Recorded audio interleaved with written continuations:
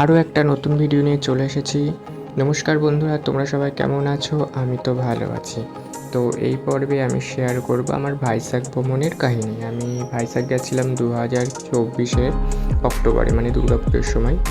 তো সেই কাহিনিটা এখন তোমাদের সাথে আমি শেয়ার করছি। তো আগের যে ভিডিওগুলো ছিল, হামতাবাসের ভিডিও, দেন আমি একটা মহাকুম্ভের ভিডিও শেয়ার করেছি। তো সেগুলো তোমরা খুব ভালোভাবে দেখেছো, লাইক করেছো, কমেন্ট করেছো। তো এই ভিডিওটাও দেখতে থাকো। আমার যে জার্নিটার, যে ভাইজ্যাক ভ্রমণের পুরো কাহিনিটা, সেটা আস্তে আস্তে তোমাদের সাথে পুরোটা শেয়ার করব। তো আজখন আমরা পৌঁছাচ্ছি ভাইজ্যাক স্টেশনের কাছে।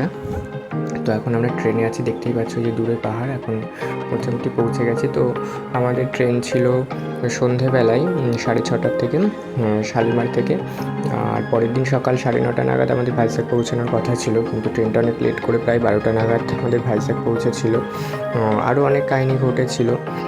তো সেই ভিডিওগুলো তোমরা পরে আস্তে আস্তে পাবে, দেখবে কোথায় কোথায় আমরা গেছিলাম, ভাইজ্যাকে কী কী ঘুরেছি না ঘুরেছি। তো দেখতে থাকো। আর অবশ্যই কমেন্ট করো, লাইক করো, যে আমার এই ভিডিওটা কেমন হয়েছে জানিও। আমি এই ট্রেন থেকে কিছুটা মুহূর্ত আমি ক্যামেরাবন্দি করেছি যেতে যেতে। আগের দিন আমি করতে পারিনি। তো পরের দিন সকালবেলায় ভাইজ্যাক ঢোকার আগে ভিডিওটা করা। তো গুড বাই বন্ধুরা, দেখা হচ্ছে পরের ভিডিওতে।